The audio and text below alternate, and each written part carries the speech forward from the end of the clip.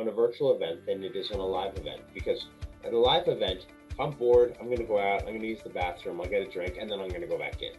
On a virtual event, I just hang up. I walk away. There's nothing holding me there or tying me there. And so I have to keep you engaged. And so understanding the emotional journey that you're on at this event is critical.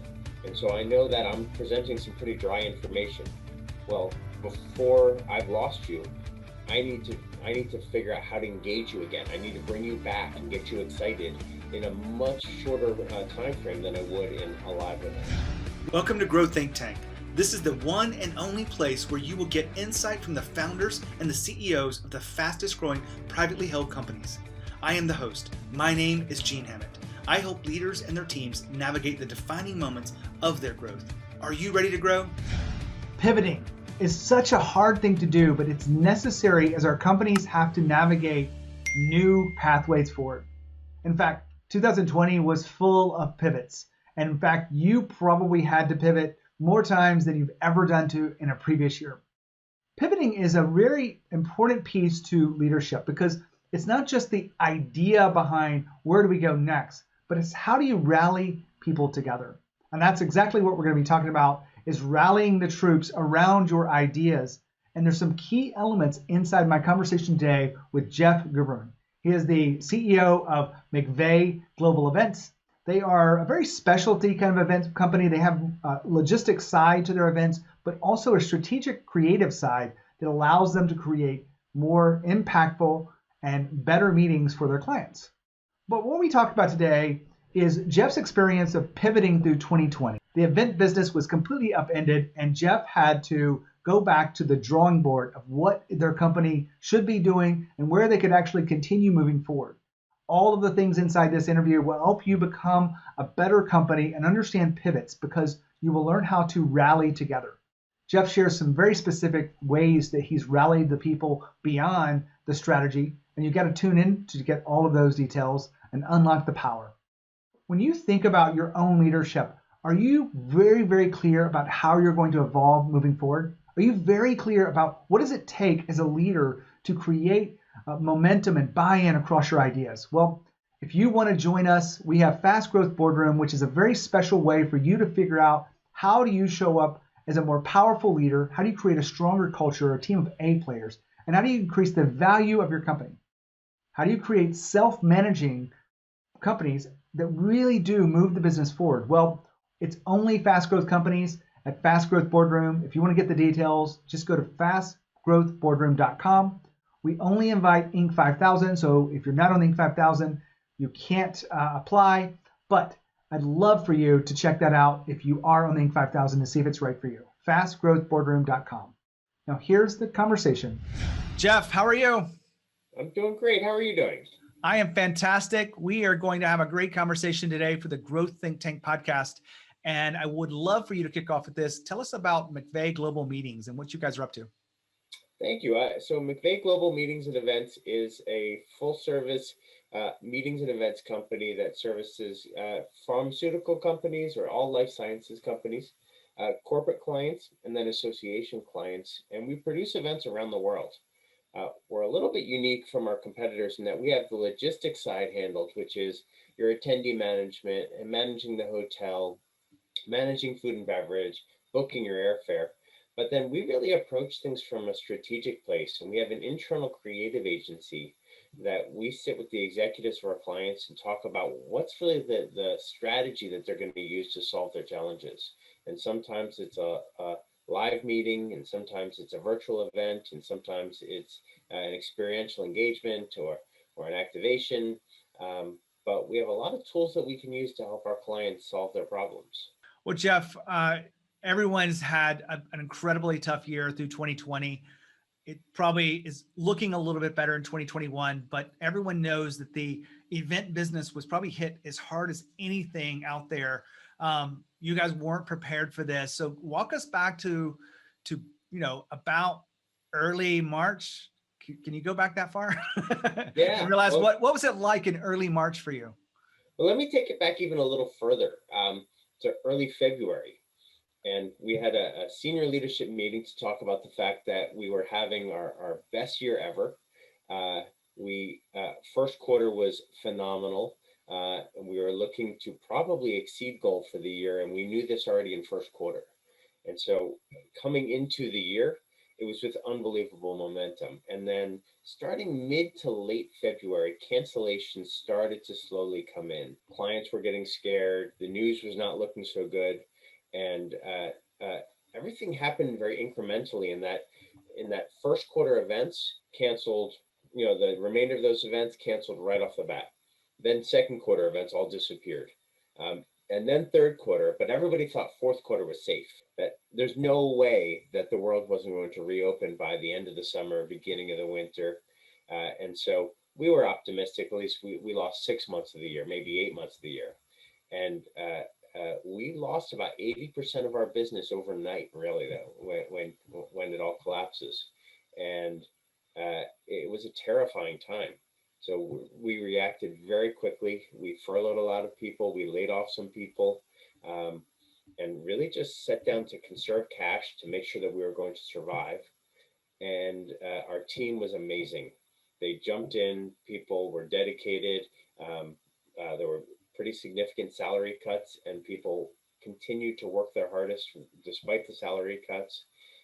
And we spent about 6 months just making sure we were going to live, and we are, and we're in good shape. And because of the work that we did, our cash position is good, and we're safe and healthy.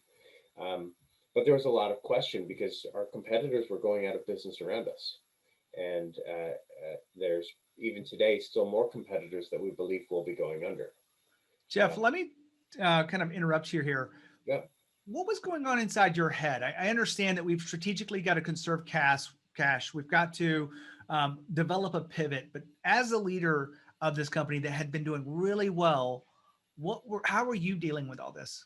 So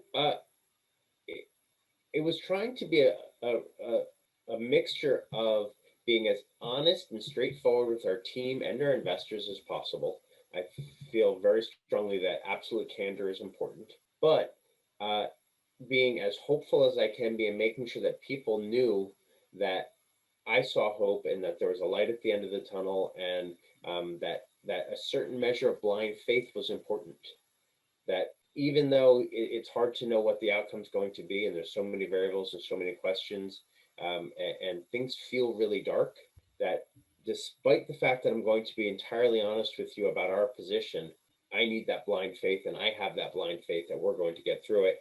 And as more facts come in to verify my blind faith or to justify my blind faith, I kept adding to it and saying, see, here's why, see, here's why, here's more reasons we're going to make it. But when no reasons existed in front of you, you still had to feel it and say it and make sure everyone else felt it. Now, Jeff just talked about candor inside of his own management style. You've got to have a sense of openness and transparency that allows you to be candid, and it really does help you become a better leader, more respected, and actually rallying people together. This whole conversation around the pivot involves you being candid with your people, you really telling them what it was really like, not trying to sugarcoat it, not trying to hold back, and really helping them see what's really going on. I say really so many times here, I want you to really get this. When I think about being candid as a coach, I have to say what I'm afraid to say. I have to sense it in my mind, and maybe I have to phrase it in a way that allows my client to grow. But the same thing for you and your leadership. You've got to be candid in order to get people to truly stay connected to this. This is what I believe, and I've seen the power of it. So I wanted to put a spotlight on that for you today inside this interview. Now here's Jeff. Well, I remember what it was like when 9/11 hit, and you were probably young. I was working, and it was such a scary time. And that's probably the biggest comparison because it happened very quickly. This wasn't something that just kind of, I mean, I know you kind of shared the story. Maybe it unfolded for you for a couple of weeks, but for many of us, it was like mid-March and like, okay, kids are coming home from school and everything's shifting. I work from home. I'm recording this episode from home. But everything was shifting underneath this, but you were able to be calm, be steady, and keep people calm as well. I appreciate you sharing some of that insight. I know what happened for most people. that were in the live space, because I do a lot of professional speaking. Well, we didn't know each other before today, so appreciate you being on the show. But how have these virtual events been able to keep the business going? Is that a big part of what you've been able to do? It's the vast majority of what we're doing. So we pretty early on invested in our virtual events team. Pre-COVID, we did a little bit in the virtual world. We dabbled in it. It was something we did when clients asked us to do it, but I wouldn't call it one of our core competencies, and I wouldn't call it something we were excited about doing pre-COVID. You did it when you had to do it. And we hired a couple of key people to bring us to that next level, and then devoted I guess 12 people from our team specifically to virtual, and we became very good at it. And beyond that, we got really excited about it. We found ways to do virtual events in ways that were strategic and that were engaging, and that our clients loved and the attendees loved. And so virtual became the vast majority of what we did for the last year. And we think it's going to be here forever. I think live events are certainly coming back, and we're seeing a lot of signs of that, but virtual is not going anywhere. And even the live events that we are doing are going to be hybrid, or a mixture of virtual and live. And that's here to stay. And so we've gained a whole new tool to work with. When you have been doing these virtual events, I get asked a lot of times about even small events that teams have to create culture and whatnot. What have you learned about virtual events? Can you give me a kind of rundown of 2 or 3 things that we could learn and do within our own business today? Yeah, well, the first question that everybody asks me is, what platform do you guys use? And so it's a trick question. There is no one platform that's going to do everything you want it to do. And so there's got to be a big discovery on platform. And so then you realize that the platform is a commodity. It doesn't matter what platform, and some will have this bell and some will have that whistle, but at the end of the day, the platform is somewhat irrelevant. It's about what you do with the platform. And so it's trying to think differently and think outside the box, and acknowledge that your attendee experience is more important on a virtual event than it is on a live event. Because at a live event, if I'm bored, I'm going to go out, I'm going to use the bathroom, I'll get a drink, and then I'm going to go back in. On a virtual event, I just hang up. I walk away. There's nothing holding me there or tying me there. And so I have to keep you engaged. And so understanding the emotional journey that you're on at this event is critical. And so I know that I'm presenting some pretty dry information. Well, before I've lost you, I need to figure out how to engage you again. I need to bring you back and get you excited in a much shorter time frame than I would in a live event. And so literally on paper, we'll track the emotional journey and be like, all right, we know we need to present this kind of dry and boring, but we're going to go from that to something really exciting, something really engaging. And then I'm going to give you a 15-minute break, because I don't want you to go out on your 15-minute break straight off of this dry, boring thing, because maybe you're not coming back. Or I've got this amazing dynamic speaker. Okay, how do I make sure that I'm bringing them from the right place to this amazing dynamic speaker? The other thing is that time frames are so different. Before COVID, I imagine that your keynote speech was probably 60 to 90 minutes, depending on who it was for. Yeah. And I would assume that you had everybody on the edges of their seats for the entire 60 to 90 minutes. Yes. I can't stare at my screen for 60 to 90 minutes, no matter what you have to say to me, and no matter who you are. And so breaking that up into smaller chunks is really important, because I know you're on your email, and I know you're on your phone. And even if you're not working, you're watching YouTube or Facebook while you're watching me speak. And so really trying to break this into smaller pieces so I can hold your attention and let you have a little pressure relief. And then I'll hold your attention again and then give you more pressure relief. The other thing that we find really important is sending things to your home. So trying to integrate something tangible that you can touch and feel connects you to that virtual in a way that is kind of unanticipated. We all watch TV all night, and you don't feel connected to that TV show in any way. It's fun, you enjoy it, you might be waiting for the next one to come out, and you might care about a character, but you are not connected. It's entirely presentational. But once I put something in your hand that the person is engaging with, it's breaking that fourth wall. And to have somebody say, hey, everyone, take out your boxes and open up that package in there. I've got a surprise for you in there. That's exciting. And it brings them into your home. And it makes a big difference. Well, I appreciate you sharing some of those tidbits. The point of this interview wasn't to talk about those, but we had this opportunity. So I wanted you to share with us what you've learned, because you've probably put together hundreds of these now over the last year. Yeah. And I wanted to make sure we provide some level of understanding for those that are looking at virtual events. And of course, they can connect you and your team, because I'm sure you talked about the creative elements that are inside your team. You've learned a lot over this. You probably learned what works, what doesn't work. And anybody who's interested in that, I'd love for you to check out McVeigh's global meetings. Jeff, I want to go into this concept of the pivot, because this is something where we're zooming out a little bit. Everyone has had to pivot. What are the core foundational elements of a successful pivot from your perspective? So this was a little bit of a unique pivot in that our market dissipated. It was just entirely evaporated.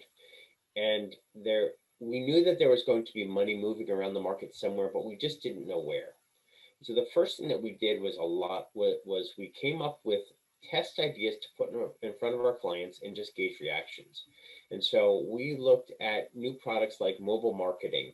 As I said, we work with a lot of life sciences clients, and it's important to them that their reps get in front of people. And there's a lot of ways that they do that, but that wasn't possible anymore.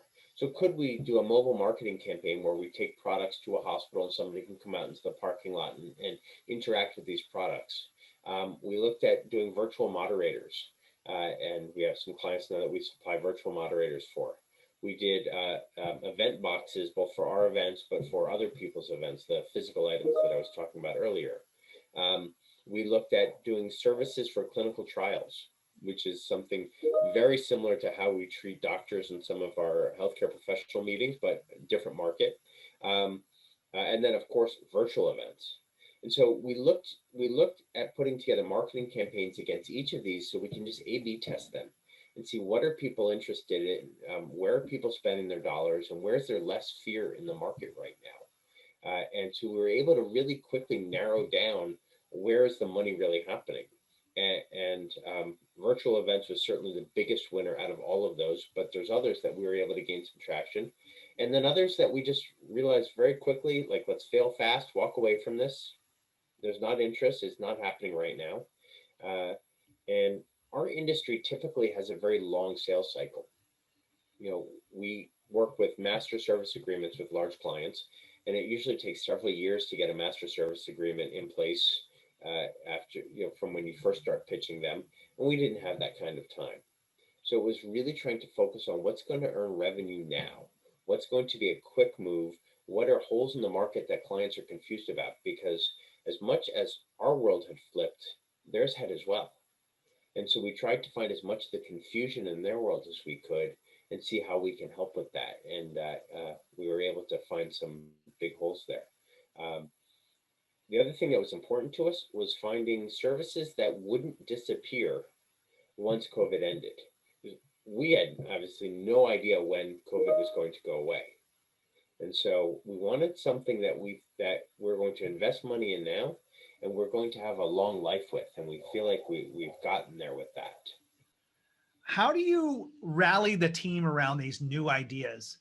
Was there a lot of excitement, or was there things that you had to do to get that excitement going? So all of the ideas were crowdsourced. And so we brought the whole company together for 2 days that we called Innovation Days. And everybody came up with a lot of different ideas. And then we voted on the best ones. And then a senior leadership team narrowed it down beyond that.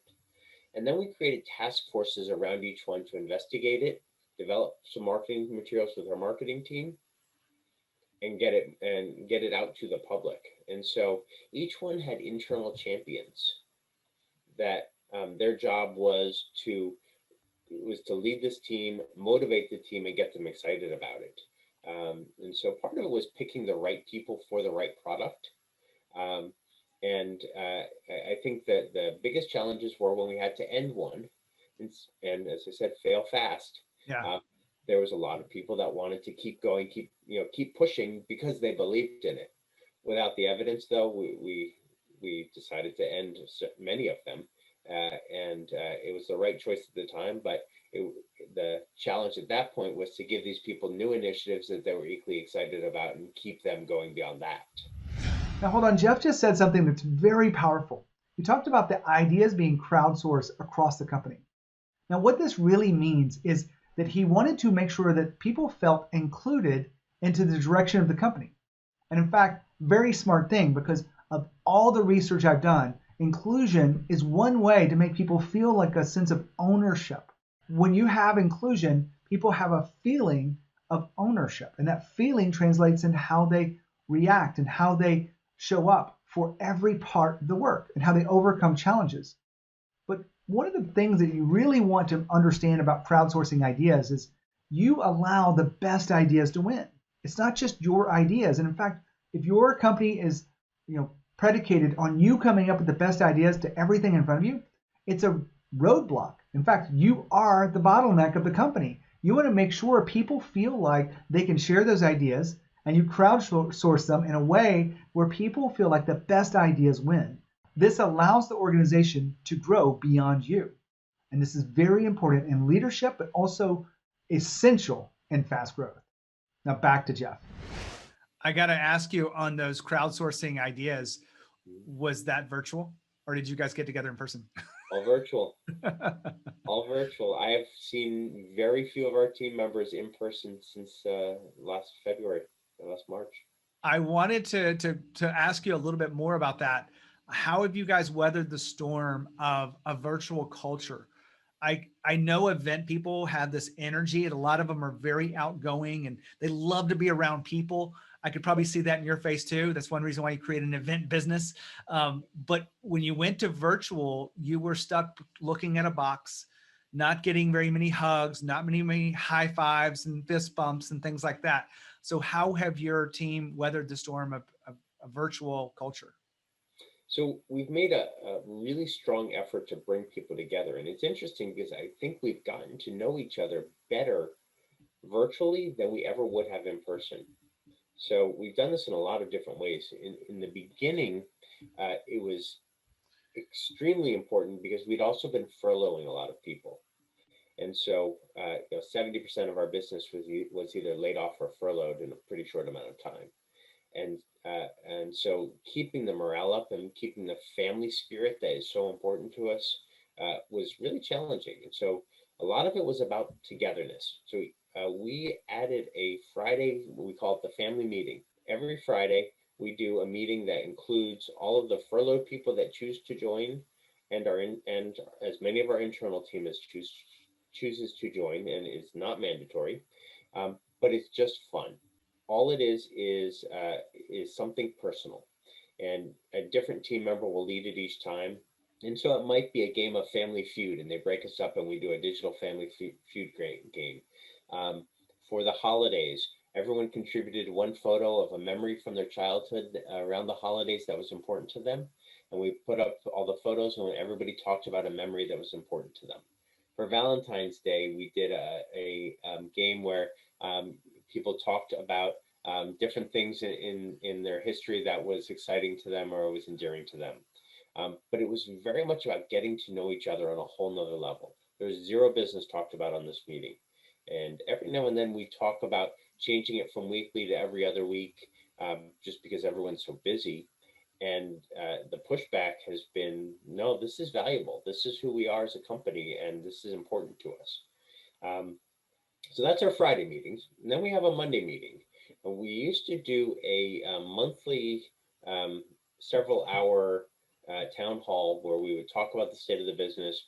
We would do some training. We would talk about different groups and what's the business they're winning and losing, and what are we excited about or proud of. We changed from this couple hour monthly thing to a half hour every Monday. And we do group updates where everybody goes around and talks about what's happening. And then we do training on something we're struggling with as a company, or an update on something specific in our industry. or we'll present a proposal that we're really proud of, or a creative solution that we're really excited about. And so it's allowed us to get deeper into our business in a way that we weren't before. We get almost 100% attendance at our Monday meeting. We probably get 50 or 60% attendance at our Friday meeting.